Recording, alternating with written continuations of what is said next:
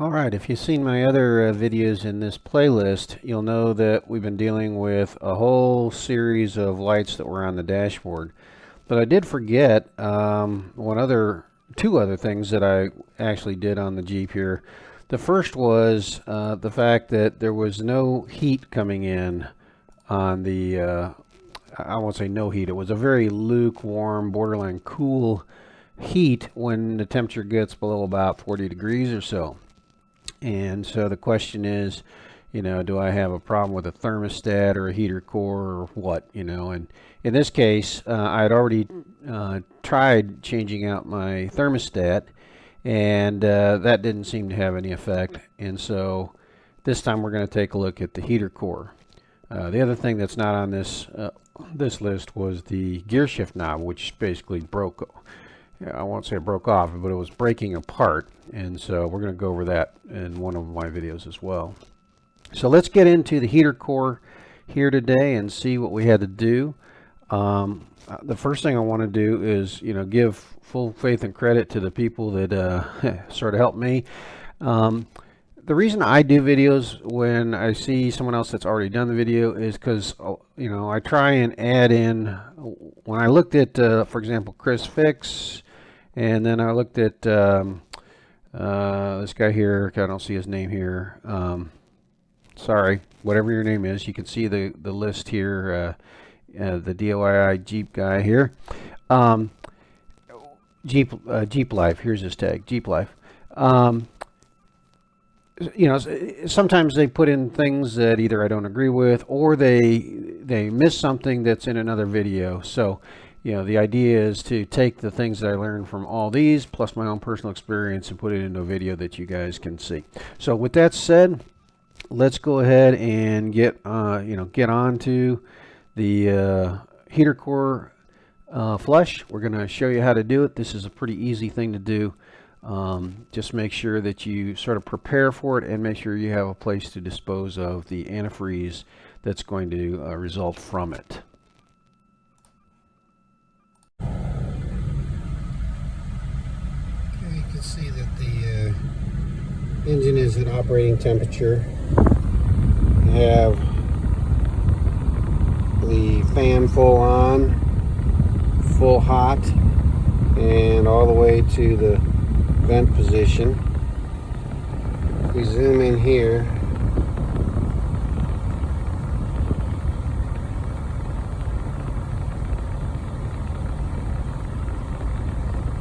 about 105, 107 degrees coming out. It's not cold, it's not warm, or not hot, but it's kind of lukewarm.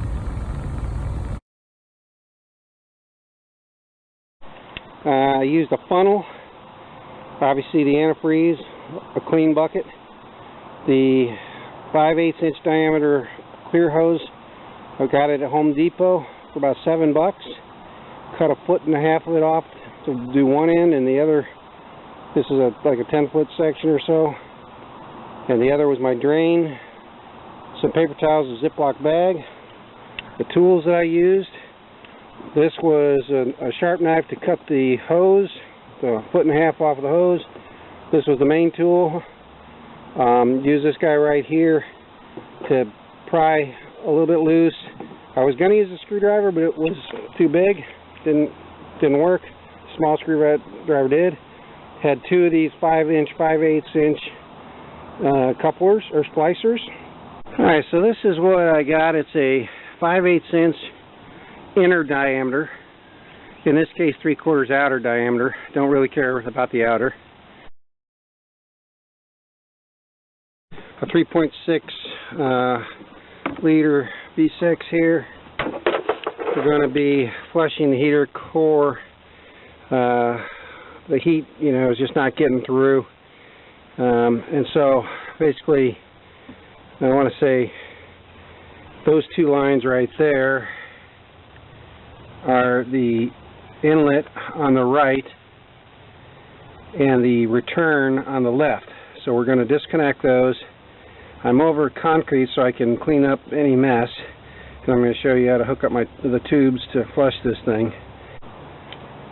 Okay, so make sure that the engine is cool when you do this. I'm going to use just a what you call it, pliers, whatever here. Alright, so here I got a vice grip. It's a little bit bigger, and when I squeeze down, it squeezes it a little bit further, so I can slide this up. Let's do the same for the return line.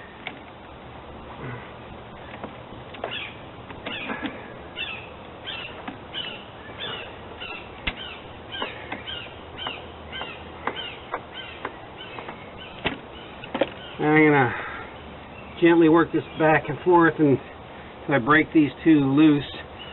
One thing I did is I got one of these very small, like, eyeglass screwdrivers, and I was able to gently slide it in there and just kind of loosen it up a little bit. You don't want to damage the hose, obviously, but you got to kind of break it, you know, 10 years of friction.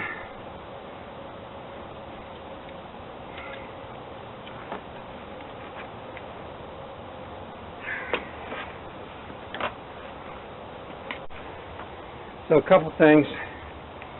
Make sure you're wearing eye protection, because this is antifreeze. Now what I'm going to do is I'm going to use a little bit of pressure. I don't want to damage the hose, right? But these things are on so tight. Just sort of squeeze it very lightly, and all right, now it's, oh, I can see a little bit of antifreeze coming out.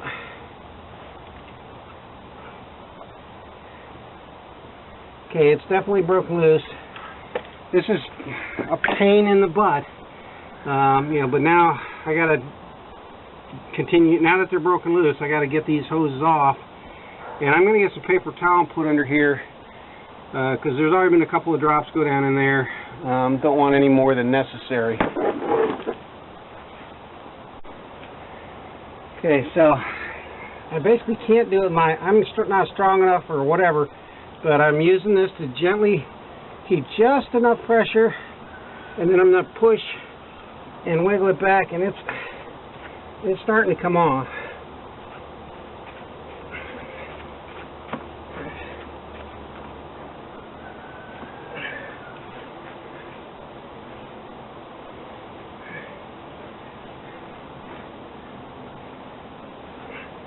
Okay.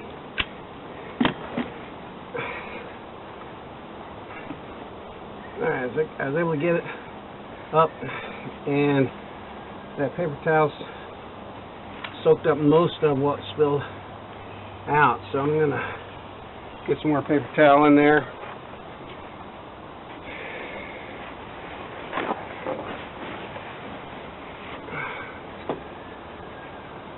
Push this off to the side. Remember, antifreeze will kill your pets in a heartbeat, so don't be careless with it. Okay. Now this is the first one. This is the inlet. So the next thing I'm going to do is actually hook my hose up, my feeder hose, and then I'm going to work on getting the other one out.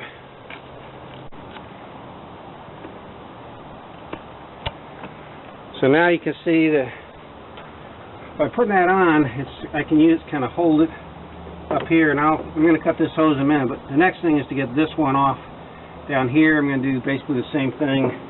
Actually, I think I'm going to use this to kind of pull it out of the way and hold it out of the way. I'm going to put some paper towel under this one here as much as I can.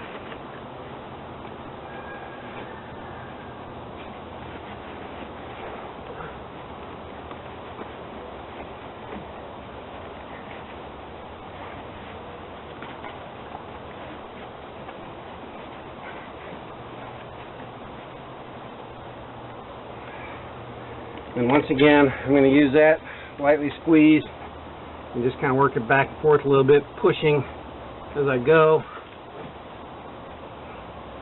This one's coming off a little easier. Well, I say that. We'll see here.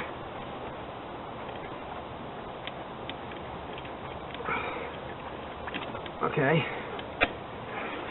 So it's not easy. It's not like you're going to break your back doing it, but it's not exactly easy. So the first thing I did, like I said, was slide that in, break a little bit of that seal, then I rotated it back and forth with the vice grips, and then I pushed it off. So it may sound, I'm not trying to insult your intelligence, it's just that it's very, you know, stuck to that rubber is stuck to that aluminum very tightly because of 10 years of fusion.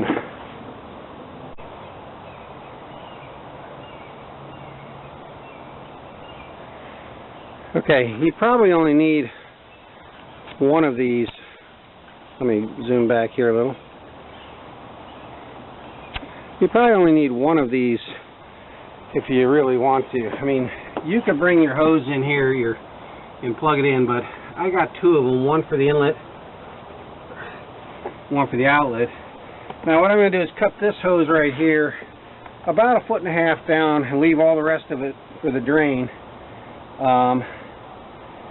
because all I'm doing is, you know, bringing the hose over to the side of the car so that when I hook up my garden hose, I'm not, you know, reaching inside here. And so here's where you got to remember that this is normally the return, the one on the passenger side. The one on the driver's side is normally the input.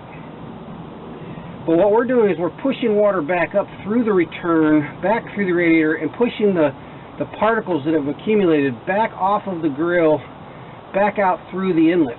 So this line right here is actually the drain line for this purpose.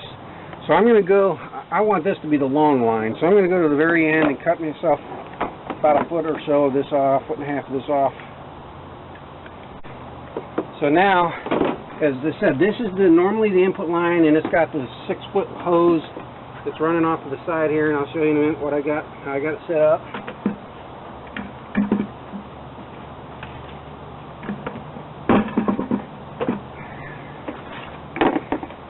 And then I'm going to put the other one here onto the exhaust, what is normally the exhaust. Take out these paper towels.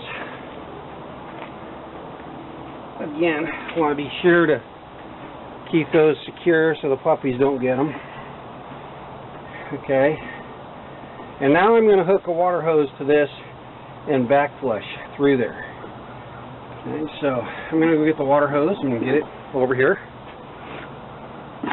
So now in my research, I've read a couple places where the pressure of that system is very low. It's like, I don't know, 10 psi is one guy's quote. So I turned on the water just barely. I'm gonna, okay, it's not full strength over coming out of the tap, and then I'm going to gently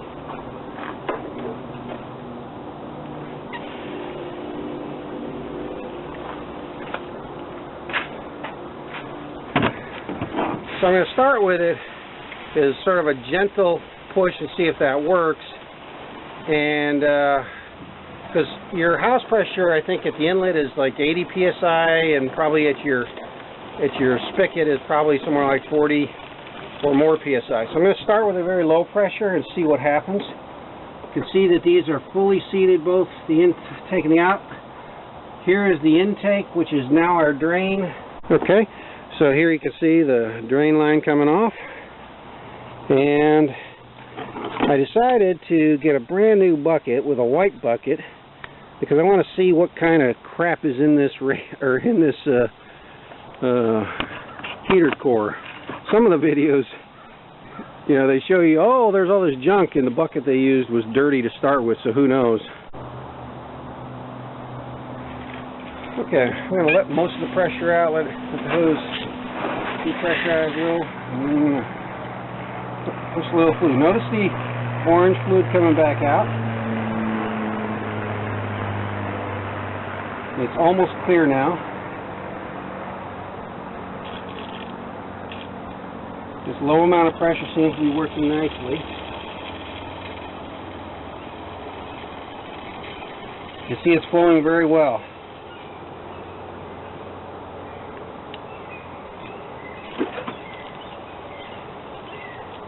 I don't know if you can see that.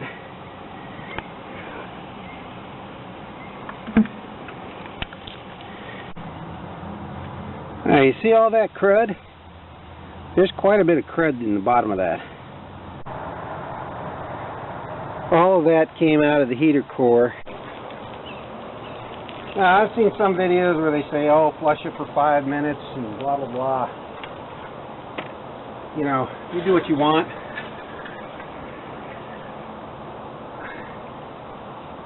I think when it's clear water and most of the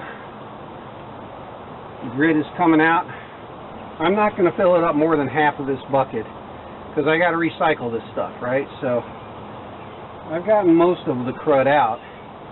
I don't see any debris coming out right now, maybe a little.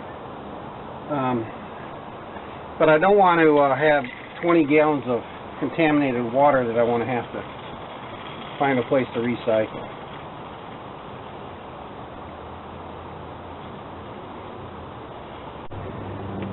Now the next trick one guy showed was pour antifreeze back into here and flush out that water, because tap water is not good for this stuff, for this aluminum, and basically pre-charge it with antifreeze.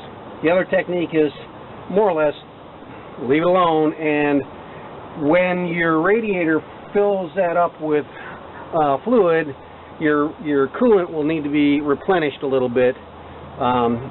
Some people, there should be a reservoir, like, I think, where's this reservoir? I've seen it before. I don't see it immediately. But you can either, there it is, coolant reservoir. You don't open up the radiator cap itself unless the car is cool. You know, but you're very careful about this using this cap right here. So I'm going to go and I'm going to pour a little bit of antifreeze 50-50 back through and flush out a little bit more water, and then I'm going to reconnect everything. Okay, if you're going to use a funnel and backfill like we're talking about, obviously make sure that it's very clean, right? We don't want to push crap right back into the system that we just took the crap out of, right? So you want to use a very clean funnel. Should not, I don't know if it matters or not, but I would not use one that's got oil in it. Make sure it's, you know, dry clean with a dry paper towel, in terms of making sure that it's coming off clean.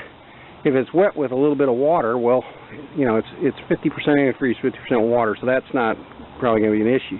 But you don't want old oil or other kinds of petroleum products going in if you can avoid it at all. So I'm going to come in here, basically just plug this guy in, then I'm going to pour in a little bit of antifreeze at the top until it flows back around. Alright, so we're just going to use some Dex Cool 50-50. Do not add water.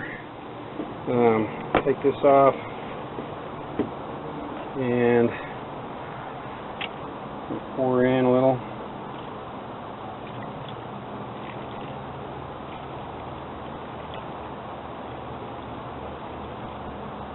So I don't know if this is going to work or not. I don't know if it has enough, the gravity pressure is enough. Okay, so far no go. It's not backflowing. I don't think it has enough pressure. We'll take a little more here and make sure all the water's out. There's no back pressure at all on it.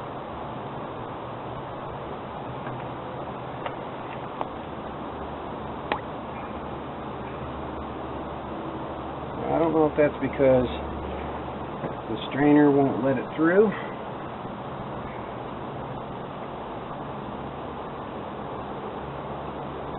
Oh, okay. Kind of pumping the, kind of like siphoning. Pumping the hose a little bit and it sucks down in. Okay, I can see a little bit of water movement out of the return now.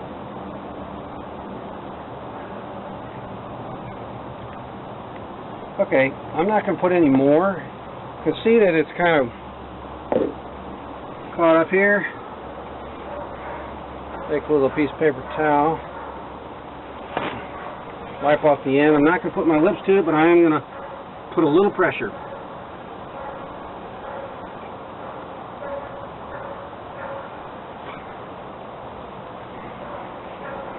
So basically I, put my fingers between my lips so I didn't get it on my mouth at all, and I was able to backfill a little bit of it. It's not exactly what I was looking for. I'll put a little more in. Okay, there it goes. That's a little more free-flowing that time. Squeeze the hose, let go of it, sort of pump it in. Okay, now I can see some good orange coming out.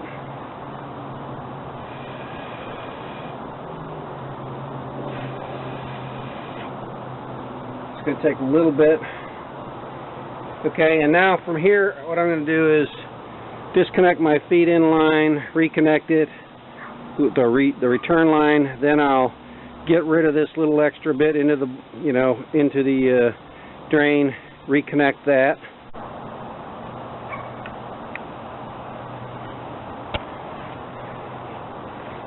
Okay, so once again, the good old vice grips, I just grabbed the loose end, worked it out, and now I'm going to reconnect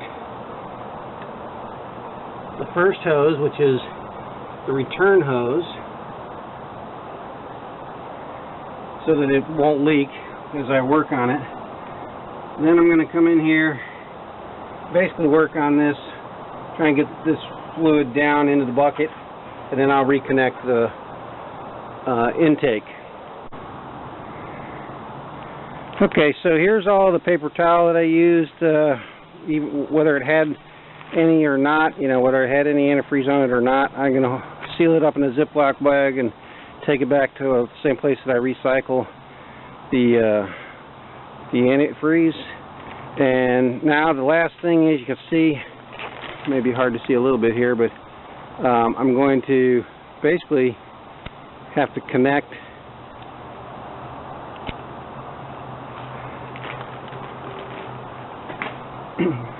the hose clamps, squeeze them and bring them back down, and make sure that they're secured. So once again, trusty dusty vice grips, probably the best tool ever made by man.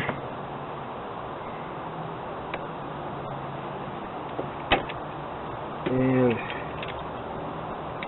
bring the other one up.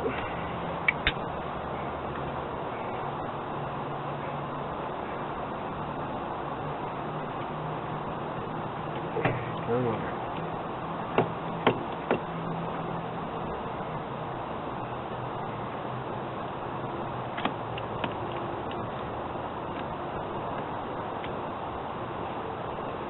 There you go. Okay, now I'm going to be real careful, but I'm going to run just a little bit of water back in here to flush this down, and then underneath, when I back the car out, I'm going to mop up anything that comes out onto the concrete.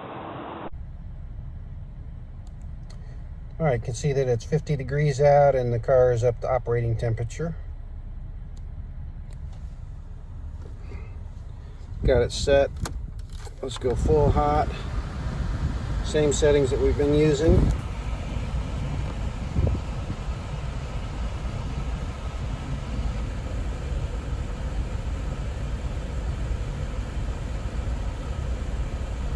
We're 132. So that's a 25-degree rise from the flush. Okay, you can see that the engine is at operating temperature. We have the fan full on, full hot, and all the way to the vent position. We zoom in here.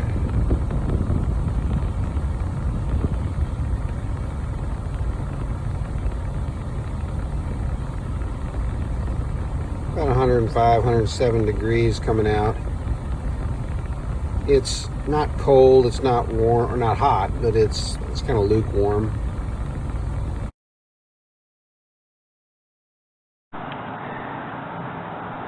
Alright, so when the project was done, this is the waste that I have left over. This is actually from last year's change. It had some, empty space in the bottle that I was going to use for wastewater, or waste antifreeze. So this kind of doesn't count. This was a nearly empty container. It had a little bit of new stuff in it, but it was mostly empty when I started. And then I bought a new one. So, for all practical purposes, I had one jug here and two largely empty jugs that I used for wastewater. So I got a new jug. I used that to backfill the core when my hoses were disconnected, and I was flushing them. And then I used it to top off my reservoir, and the rest of it I put in some clear containers for future use. And then I took all the wastewater, which was about 2.5 gallons, I don't know, give or take, basically half a bucket, and was able to use these 3 jugs to contain all of the waste from this flush. The other thing was basically just a handful of paper towels and stuff that I used to clean underneath the hose connections inside the engine, and then actually to wipe the concrete down where there were a few drops that came through during the process, just to make sure that it was clean before I wash the driveway off, because you don't want to wash that stuff down into the water table. So it's a pretty clean project. You will need some containers to get rid of your wastewater. It's obviously a wastewater / antifreeze mix that you can now take these down to the local auto shop or I think some fire stations recycle antifreeze, wherever they handle hazmat. So it's a pretty simple job in terms of cleaning it, flushing it, and keeping it manageable in terms of being a little bit eco-friendly.